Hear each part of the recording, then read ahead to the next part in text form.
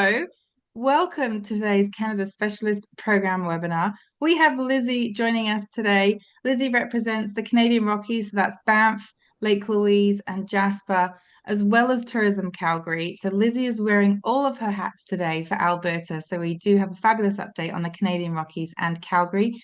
Lizzie, welcome back to the series. How are you doing? Oh, I'm very well, thank you. Very well. Very excited to be sharing updates with everybody and going through all things Alberta.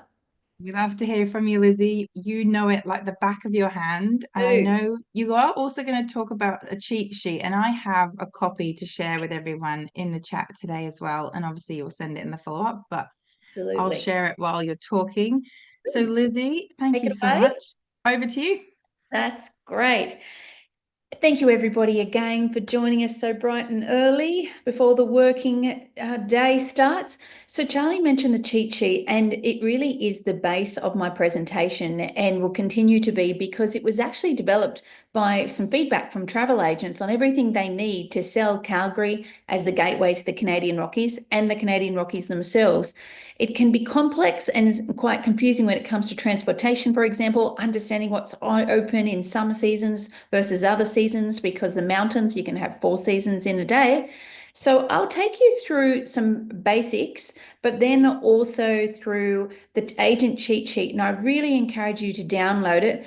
We don't have hard copies, so I won't be able to send you a hard copy. The only time we have our hard copies is when I go on the road for a show, like we were recently on the entire travel group show, and I printed copies, but download just as good. And it really will become your Bible for piecing together an itinerary or understanding how you can sell these areas. So let me start with where we are, just to put us on the map where the province of Alberta is. And you can see here we're in the western side of Canada and neighboured to British Columbia and Saskatchewan and NWT at the top. Most people come in via British Columbia into the province of Alberta, unless you're coming up via the States. If you're coming up via the States, you can come in from San Fran or LA straight into Calgary. I've put Edmonton in there as well, just as a gateway. Some people, if they're coming over, maybe even from the east, if they did Eastern Canada first, there are some direct flights into Edmonton as well to head to Jasper. But in general, Australians and New Zealanders like to come in via Calgary and head up to the Rockies that way. So let's start with the mothership of them all, Banff National Park. This beauty is Canada's first national park. It's a UNESCO World Heritage Site, and it's a tale of two towns. And I really like to emphasize this in the cheat sheet as well, because it does get a little bit confusing for people, no matter what season they're selling, and understanding what your clients will have in both of these towns. And these two pictures will tell the story in itself, that I shouldn't say all, majority of the hotels and the après and the restaurants and the activities all start in the Banff Township. So if you've got clients looking for a bit more atmosphere, they don't want to cook, they want restaurants, bars, activities to go from, base them in Banff. And then if you've got clients who want a quieter, smaller, intimate sort of experience in the mountains, Lake Louise is the better option there because it's quieter. But in Lake Louise, it's really important for everybody to understand this little picture I have here on the right, that is the whole town. That is Lake Louise. And it really is a little parking lot with maybe 10 shops. And it's got a liquor shop, a bakery, a lolly shop, which is very, very important. Lollies for any type of visit anywhere. And a few souvenir shops and one clothing apparel shop for like gear, mountain gear or ski gear. And that's it. And when you do stay in Lake Louise, your hotel becomes your destination, because there's not a lot of restaurants outside the hotels. You pretty much hop between hotels, other than one restaurant at the station, or in the winter seasons, you could go to Lake Louise Ski Resort and have some meals there. So this is the tale of two towns. But my recommendation personally, after visiting several times, is do both, because it's just such a wonderful experience to do both. And depending on what season you were visiting, might depend on how long you spend in each or either. So I'm always happy to answer any questions on the two towns after in the chats. If you think of anything later, please ask away. But these are the two towns, and it's important that you understand this. They're also 45 minutes apart. That's also really important to know. When people just think, 5 minutes, 10 minutes, no, they are 45 minutes apart. And there are various means of transportation, which gets me to my next point of getting around in the park. This is really important information because it can get a little bit different per season and understanding how to or from. So starting with the airport, that's the easy part. Many airport transfers on the hour from Brewster Express or Banff Airporter. There's also the self-drive options as well. And if you self-drive, you need the National Park Pass. Once you're in town, easy, travel around with Rome, which is like the public transport bus. It's only like $1 to $2 to jump on, jump off, and that goes to a lot of the main attractions, or taxi. The biggest takeaway that is really important in connecting the two towns, though, is there's very limited transportation that will allow luggage to go between the two towns. So there's lots of day trip experiences, even Rome. You can even get Rome, the bus between the two towns, but the only one that takes luggage is Brewster Express. So that's a big takeaway for everybody today is Brewster Express year round will take luggage between the two towns for your clients. They have a set schedule and it's online. All the wholesalers sell it as well, but do remember the name to ask the wholesalers when you're booking for Brewster Express. Of course, in the summer months, you've got Rocky Mountaineer and they have packages. So they're all inclusive. They will have the transfers included in that way. Winter, we have a shuttle bus, a Ski Big 3 shuttle bus. Now, it's called Ski Big 3 as we have 3 mountains in Banff National Park that you can access. And this shuttle bus is actually free to get to and from the mountains, whichever mountain you choose on the day for the winter clients. But it only takes skis and boards, no luggage. So you could never transfer your clients in Banff to Lake Louise and put their bag on the Ski Big 3 shuttle. That's not possible, only Brewster Express. Traveling north up to Jasper, when I will get to Jasper, I just wanted to put this in there though too, that it is possible. Again, Brewster Express and Sundog Tours do this. It does take about 3 hours, 4 hours to transfer along the Icefield Parkway, and time differs in summer and winter. Lake Louise, this is our most popular, and Moraine Lake, our 2 popular summer lakes, the most popular.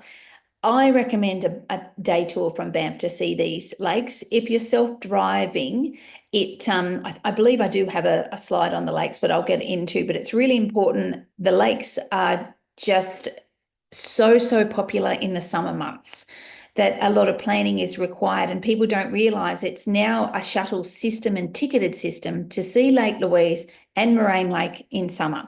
So you have to pre-book this. The easiest and simplest way, though, is book a tour from Banff. Unless you're staying at the Fairmont Chateau Lake Louise and you've got full access to Lake Louise, you have to book a tour from Banff. It's easier that way.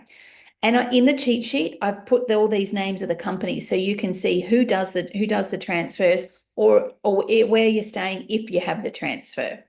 And even the self-drivers, you think you might be able to drive up to the lakes. You can't drive up to the lakes anymore in summer months. Oh, here, I've made it easier. I've made myself a slider. Let's go through it this way for you. The 2 popular lakes, Lake Louise and Moraine Lake. Everybody wants to see them. Everybody wants to tick them off. So if you're staying at the Fairmont Chateau Lake Louise, you can see the pictures on the left. In summer, you're right on the lake. In winter, all this, everything I'm about to say, it doesn't matter. Or you can go there anytime because the crowds are not there, and the transportation, you can drive right up to the lake, and there's no problems. There's no ticketing system. It's more about managing flow so your clients have an enjoyable experience with the lake. So if they do want to drive, they have to park at Lake Louise Ski Resort, and they have to get a ticket through Parks Canada. These tickets only come out 1 month prior. It's quite complicated for a travel agent to sit and wait for that ticket to come out and try and get this sorted even with their wholesaler. My recommendation would be to book a tour. It's just so much easier. And the tours can go and see, take you to the lakes. They have the permits to take you directly to the lakes, but they all depart from Banff. Every single tour departs from Banff.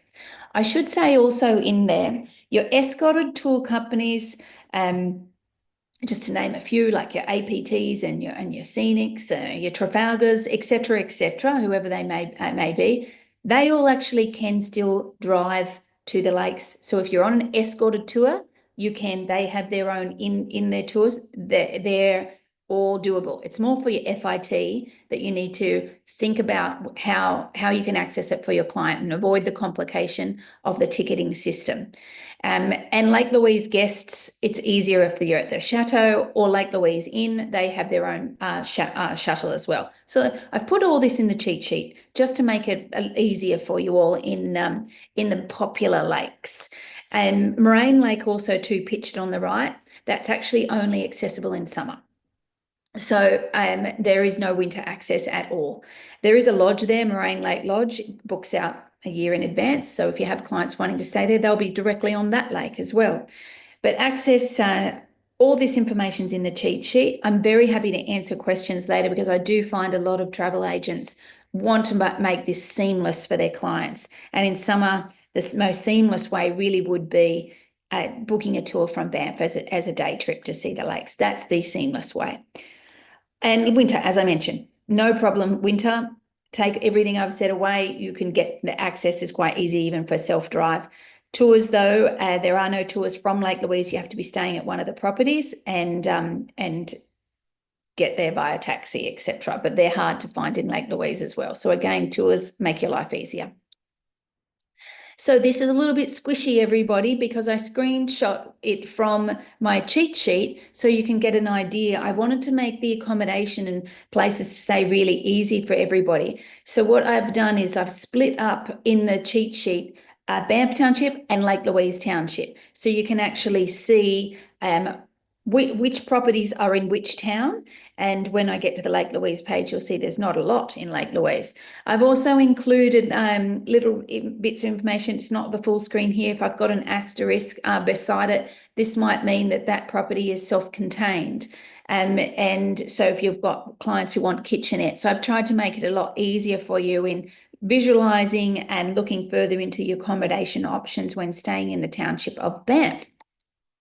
Lake Louise, this is what I mentioned about limited properties, and some of them are self-drive properties only. So again, I've just used a little key when you download the cheat sheet. I put an up arrow, for example. That means it's self-drive accessible only. No transfers go there at all. So they're for your self-drive clients. Just trying to make things easier for you in choosing where your clients will stay. So this will be in the cheat sheet in all these details, not looking as squashy as my screen, but I wanted you to visualize what you would see. I've also highlighted year-round summer and winter activities. Because we've got so many glaciers in the Canadian Rockies, sometimes our glaciers, like the famous Athabasca Glacier, it's always snowy, and people assume snow winter, that it might be open winter or it might be open year round, but it actually has a limited summer season. So I've tried to make that clear for everybody as well, in understanding what is open and when and what time of year. And so you'll be able to see this in the cheat sheet as well. All visual, because this was the feedback that travel agents gave me, not to put too much copy and to try and make it visual. I've included the Icefield Parkway because this is so popular and everybody wants to see. It's actually rated as one of the top 5 drives in the world, and by Condé Nast Traveller. It's absolutely beautiful, and a lovely stretch of double-lane highway, amazing self-drive in summer. Now, the 2 activities, as I mentioned, on the parkway, being the Athabasca Glacier and the Ice Explorer, where you see the red bus, and the Glacier Skywalk, are summer-only product. They are not open in winter.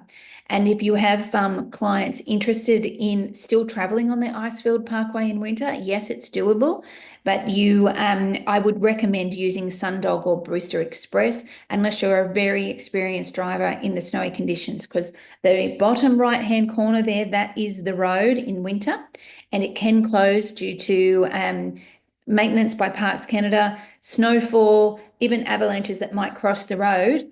They will come and clear it, and the park can close at any time. Whereas if you're on a transfer, they can assist in sorting all this sort of stuff out for you. They would communicate it. They would leave it a different hour. They work around the restrictions of the parkway in the winter months. But it's absolutely spectacular, and definitely tick it off if you're connecting Banff and Jasper National Parks. It's almost like just as good as an attraction itself, because so many iconic lakes are also along the Icefield Parkway, which I've listed there for you on the screen.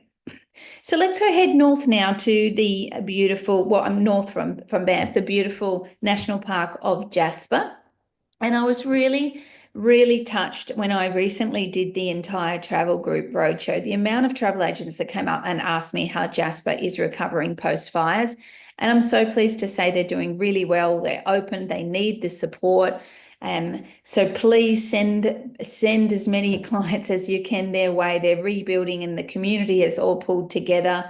Any sort of financial support is going into fixing some of the damage of more like the restaurants or the properties that remain. They're still all open, but as you can imagine, the smell of smoke or even the water from the fire engines just dampening, things like carpet needed to be replaced, etc., etc. So that's all happening or all being done. It's refreshed. They want visitors there. Please send them to Jasper.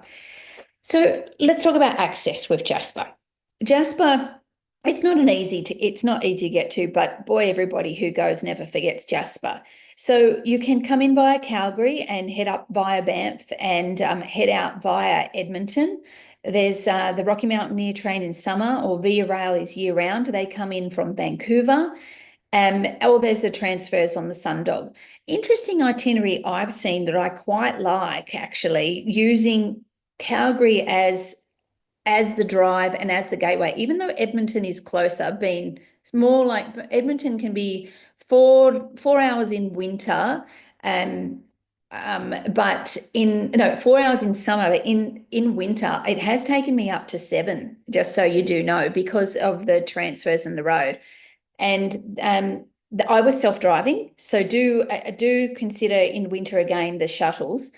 But I liked an itinerary that one of the wholesalers put together that I saw that started in Calgary, missed Banff at the start, went straight to Lake Louise, had a few nights in Lake Louise, went up to Jasper to experience the Icefield Parkway, but then actually came back down and finished in Banff, because Banff is only 2 hours from Calgary, and came out that way. So you have Calgary as your pre and your post. And I'll get to Calgary and explain all the lovely things about Calgary. But I really like that idea, just because I think it's a lot more scenic than the drive out to Edmonton in personal preference. So that's a little tip takeaway that I think is really good for Jasper and including Jasper. So again, just like Banff, in my cheat sheet, I have included all the properties in Jasper National Park where your clients can stay, and everything from cabins to self-contained suites it's all in there. So you can choose on your preference and where you can stay around the park. And again, I've included year-round, winter, summer activities, just so everybody has an understanding of things that you can and book in the park, from tours to FIT experiences. So much to do and see in Jasper, and all these activities are operational post the fires. And I haven't got it in here, but there is a really nice new tour. Oh no, I haven't got it in here. I thought I might have, but it's a new tour post fires that Sundog Tours are doing on fire recovery and wildlife, and how the wildlife survived the fires. Beautiful stories, and a true story about a grizzly bear and her cubs who sat in the lake while the fire passed. And she was actually tagged, so Parks Canada could see that she was sitting in the river. And when the fire passed the town, she walked out with her cubs and sat in town. She was absolutely exhausted. She lay flat out like a lizard, and the cubs were dancing around her. But she sat in that lake, and these beautiful stories of the wildlife and their survival post the fires, it's now been put into a tour with Sundog, and also just the recovery of the forest. And it's really popular. A lot of people really passionate and want to learn, and it's a great addition. So definitely look at that one with Sundog Tours. I haven't updated my cheat sheet on this page, but I'll make sure I get that updated because that's a really nice one. Just a personal touch and interest for the intrigue on how wildlife are really troopers in these sorts of situations. So now to the gateway city of Calgary, to the mountains. Majority of Australians do come into Calgary. It's a thriving city, and I'm really pleased that so many agents are now not starting their tours when they arrive and staying at the airport, because that has been a trend for Australians. We've got to get downtown to this fantastic town. There's so much to see and do. And the food is absolutely fantastic. So Calgary is renowned for its Western hospitality, but it's also a base camp for Southern Alberta. And while I'm not talking much about Southern Alberta today, do know that Calgary is quite close to some really unique experiences for your clients who might want to head south. So you've got the Badlands and Dinosaur Provincial Park very close to Calgary. When I say very close, like 1.5 to 2 hours as a drive there. So that's just one way, and you have to drive back, but it's an easy day trip. So do think of Calgary as a base also for Southern Alberta. Not something I'm going to go into too much today. It's just a takeaway for you to think about. So Calgary is most famous for the Calgary Stampede, which I'll go into, but it's a thriving city, and I just really encourage you, get your clients out of the airport and get them downtown. There's so much to see and do. And I put some dot points in here, but they're all in the cheat sheet for you. I've also highlighted the accommodation. Now, I did put airport properties in there because I know they still are popular for those people that have flights coming in, after 9:30 at night, etc., etc. Some usually via the States if they come in that way. But if you're on Air Canada, you'll be in there in the morning quite early, because the flight into Vancouver, for example, currently arrives at 6:30. You can check your baggage all the way through from be it Auckland, Sydney, Melbourne, wherever, Brisbane, where you're flying from, you can connect it all the way through. Remember, it will go all the way through to Calgary. So you don't have to collect your bags in Vancouver, and you can be in Calgary by around 11:30 in the morning. So with the transfer connection. So that's no reason to stay at the airport. If you're in Calgary by 11:30 in the morning, get downtown, explore and enjoy. So these are all the properties that you can choose from downtown. So much variety to choose from. And what could I recently visited myself, and look, I love the Fairmont. That would be one of my favorites. It's just so historical. But the brand new Dorian, I stayed there recently. Lovely hotel, and just really modern. And all the hotels have amazing restaurants, quite modern restaurants, quite funky in their cuisine. So big takeaway, get them downtown. And maybe 2 nights in Calgary is enough for your clients if they're time poor to head up. It's Stampede where they spend the majority of time, it might be more like a week down there. Again, all the activities you can do, I've in the cheat sheet. They're also on the page here for you to see. I won't go through them one by one. That will be quite boring for you all. But as you can see, so much to do. My favorite would be one of the Alberta food tours. Absolutely fantastic. And they even touch on Indigenous cuisine in the food tours. It's really great experience. It's a walkable city, easy to get around, or transport options are really easy too with the downtown rail system. So easy to do, great city. Definitely recommend getting out of the airport and heading down there. So the biggest attraction of all, the Calgary Stampede, held for 10 days every July. Those who are familiar with the Royal Easter Show, which is coming up, and it's like that on steroids. It is absolutely huge. So they have everything from the shows that are at our agricultural shows in Australia, but maybe double, quadruple the size. I've listed everything that you can do here, but it's the rodeo and the evening show and the chuckwagons that are really popular, particularly with our Queensland market. The Queenslanders absolutely love it. And we do you know, Australia is actually the 3rd biggest long haul market for the Calgary Stampede. So people do love it. And they really like to pride themselves on ethical practices too with their horses. So there is information on their site on how ethical they are in that space. So that's, I know it's a touchy point for some people, but they do like to actually support that they are sustainable and ethical in everything that they do. So anybody who would like further information on that, do have a look at their website. And if you do ever go to Calgary Stampede, be prepared to don that cowboy culture. My goodness, everybody's got a cowboy hat on, flannel on, cowboy boots on. You really, really get into the vibe of it all. And if you can't visit during the Stampede, they've actually opened a brand new SAM Centre, just SAM, SAM Centre, which is year-round in Calgary, and it gives you the Calgary Stampede experience. And it's an interactive centre. So you can imagine standing in the centre, and you can touch things that will hear the chuckwagons running towards you, or the floor vibrates. It's quite a funky experience, but that's for those who can't get to Stampede during the time but would like to understand it and why it's such an appeal. Send your clients to the SAM Centre. Winter activities, moving on to winter activities. A lot of people, your winter clients might want to head straight out to the mountains thinking everything I can do in Calgary, I can do in the mountains. You can, but you cannot see a Calgary Flames game in winter in Banff or Jasper. That's in Calgary. So definitely spend that time in Calgary and see an ice hockey game. It is absolutely amazing experience to see an ice hockey game. Probably a bucket list experience, actually, that you would take away. I mentioned at the start, we have these self-drive from Calgary to the south. So this is in my cheat sheet, just as a takeaway for you all to know what is south of Calgary. If you had clients that they've ticked off the Rockies and they've done Jasper and Banff, and they'd like to extend in Alberta, these are the driving times, and these are some of the places that your clients can go.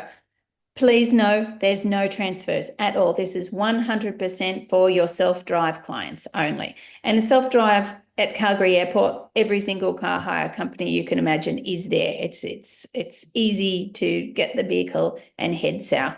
Just do a little bit of planning, but I would recommend that Calgary be your base camp, because a lot of these places have sort of like truck stop accommodation. It's not really a nice accommodation, other than Waterton Lakes National Park, which has beautiful accommodation, but also can sell out. So Calgary is a great base camp for the south as well. So that is my Canadian Rockies and Calgary overview for all things Alberta. We call ourselves Team Alberta in Australia. So when you see me at trade shows, I will be supporting these three partners that welcome you all. And I can ask Charlie to rejoin me and open up for questions. Woo, nice one, Lizzie. Your updates are always jam-packed with information. Jam-packed, and it's all in the cheat sheet to jam-pack our agents even more. Thank you.